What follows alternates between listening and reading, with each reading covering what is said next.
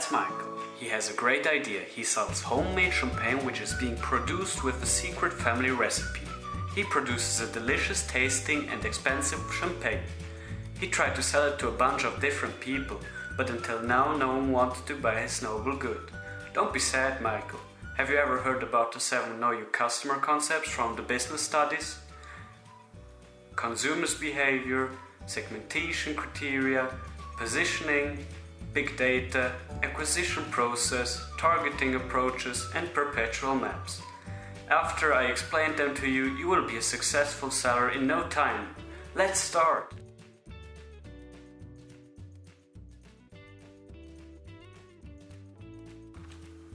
The consumer behavior is basically a model to organize all consumers into different categories. It helps the producers to figure out which person is more likely to buy their good. So it's also a useful model in terms of development of the product. If producers know which product is being bought by which group of people with the same interest for that product, you will have a good basic knowledge about them to adjust the product to these people, which will result into a higher sales figure. Those people will also be more attracted by your brand or good than by other brands. Let's have a look at the categories which are applied and evaluated on the consumers: social grade, lifestyle, social context, personality, and involvement. Now we start with the social grade. The model states that your job and your income has an influence on your buying behavior. The social grade is put in different sections, like upper middle class down to the ones who have to live on the government benefits. Also, lifestyle is a criteria, which influences your buying decisions. For example, your buying behavior changes if you are in a relationship. Mostly you are adapting the habits of your partner. Another example are leisure activities. If you play golf and hate example football, you will probably buy a new golf club rather than football shoes. The social context defines your values, attitudes, opinions in life. If you stress on good nutrition or if you love working out, you will more likely buy a salad than a greasy burger. If you want to support poor children in Africa or South America, you will probably buy the more expensive fair trade bananas than the cheap ones. Also, other people's opinions can have an influence on you. The personality includes 5 dimensions: openness, extroversion, cautiousness, neuroticism, and agreeableness. Those are natural attributes which are developed within lots of years. It can cause an intuitive attraction to a brand you identify yourself with. The involvement is the level of a consumer's interest in purchasing a certain product type and how committed they are to purchasing a given brand. Product involvement by consumers tend to be greater for goods that have a higher cost and are bought after considerable research and thought, such as cars and computers. It means that high-value goods are purchased only after long and careful consideration, such as a sports car, an expensive watch, or a private jet. It's the vice versa for products like paper towels or disposable razors, like you can see on this chart. Now we have a look at the next concept, the concept of segmentation criteria. After we saw the consumer's behavior, which is comprising lots of information about the customer, we want to focus on the essential information to put the customer to a suitable market segment. A clearly defined market segmentation does not only ensure that customers are more likely to identify and purchase the product that is right for them, it also minimizes wastage of resources, reducing the time spent marketing the wrong products to the wrong customers. So it's vital for the company to attract the right people. The segmentation criteria is divided into 3 columns. The first one is concentrating on the profile aspect, the second one on the psychological, and the third one on the behavioral aspect. The profile aspect includes the demographic, life stage, and geographic point of view. Demographic means the age, sex, occupation, level of education, or social class. Life stage means childhood or adulthood or even retired. Geographic means where the customer is situated.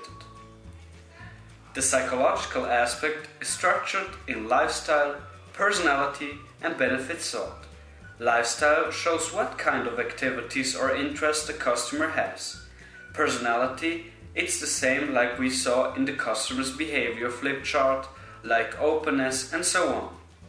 Benefits sought means what kind of benefit the customers get from the product bought. The behavioral aspect includes purchase, product usage and media usage. Purchase is a question about who buys what, when and how much. The product usage inquires the purpose of the product and its importance. Media usage defines which media channels are used by whom, when, where and how long. Well, maybe you won't believe me, but all those aspects influence the buying decisions of all customers. Now I want to show you an example. Please remind all those colors. Profile is color red, psychological is color yellow, and behavioral is color blue. That's Margaret, Jake and James. You can use the segmentation criteria model to determine which of them are more likely to buy the champagne. I will take one aspect of each column to define if one of them suits the product. For Margaret, life stage, retired. Lifestyle, she likes to have a talk. Purchase, she only buys champagne as a gift for friends. For Jake, life stage, childhood. Lifestyle, he loves football. Purchase, he has never bought champagne because he's not old enough. For James, life stage, adulthood. Lifestyle, he loves to eat and drink exclusively and expensive. Purchase, he buys champagne on a regular basis because he loves the taste. Now, with a little rational thinking, you can assume that James is the perfect customer for Michael Champagne. Now we want to focus on the third concept, which is targeting approaches. In this process we define in which market segments we place our product. The target market is the group of consumers that a marketing strategy orients toward. In this target market or markets we will find the perfect group of people who we see as potential customers.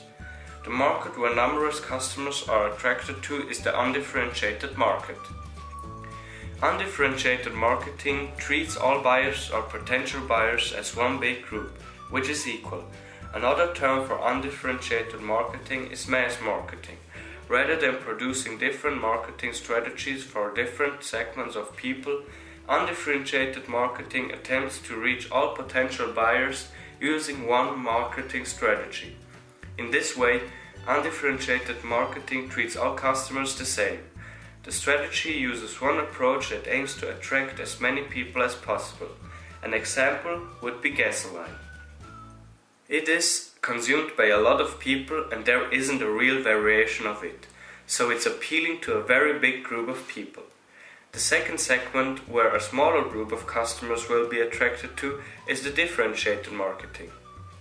In a differentiated marketing strategy, the company decides to target more than one market segment, which means at least two. The strategy designs a different offering for each market segment in order to attract more consumers. However, differentiated marketing does not attract as much people as undifferentiated marketing. For example, McDonald's. McDonald's produces all around the world the famous Big Mac. However, it's not eaten in India due to religious reasons. So McDonald's decided to apply a market strategy to serve also Indian customers.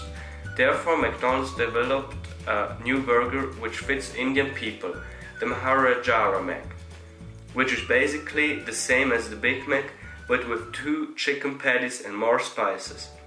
So McDonald's satisfied the needs of Indian customers, which means that they want themselves that segment. The customized marketing strategy does only want to focus on few customers. This strategy is all about designing a particular product to the specific needs of an individual customer. Customized marketing is generally practiced by companies whose products are very expensive or unique, for example home builders, because these products can be designed to suit the special needs of each customer. Furthermore, they are mostly really time-consuming assignments for the producer. In the focus marketing, there are just few market segments which are worth targeting. Consequently, companies work with niche marketing strategy, limiting the amount of marketing resources needed to reach the customers. The next part we have a focus on is the product positioning. There are two ways we can marketing our products, functional or expressive. There's a big difference between those two. If you market the product in the functional way, there is mostly a really rational explanation of the actual features, attributes and benefits you effectively get from buying that product. It is a common thought that the price increases parallel with the quality. Therefore, the price is a strong communicator of quality. The use defines when and how an offering can be used. For example, there are cereal companies which explain that their cereal can also be eaten throughout the day.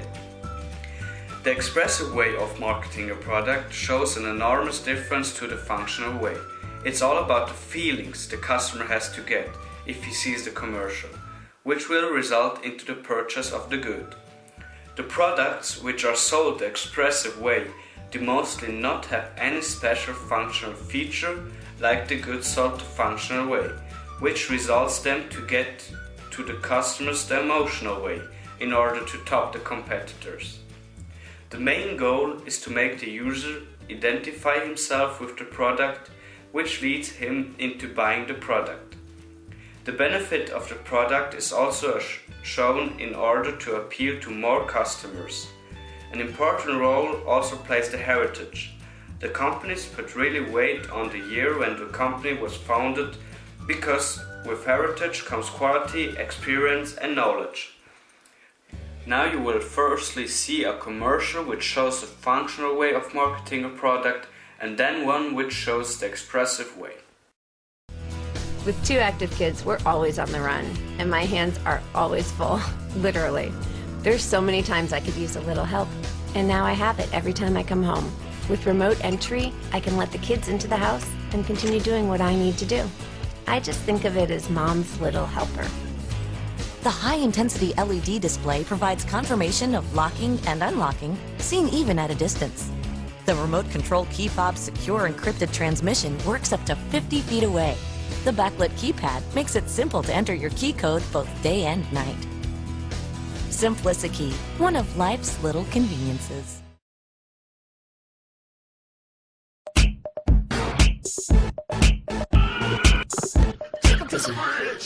Dirty babe, go to the back. Go ahead, be gone with it. VIP. Go ahead, be gone with it. Get your sexy out. Go ahead, be gone with it. Get your sexy out. Go ahead, be gone with it. Get your sexy out. Go ahead, be gone with it. Get your sexy out. Made for Men, the new fragrance by Bruno Banani.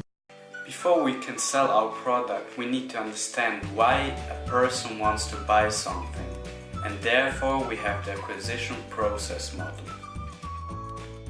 The acquisition process model is structured into 6 steps: the motive development, the information gathering, the proposition evaluation, the proposition selection, the actual purchase, and the re-evaluation. That's Susan. She's 17 years old and uses her phone all day, but somehow on one day her smartphone stops to work and she isn't able to turn it on anymore, which makes the phone useless. Now she searches for solutions for her problem. She decides to buy a new phone.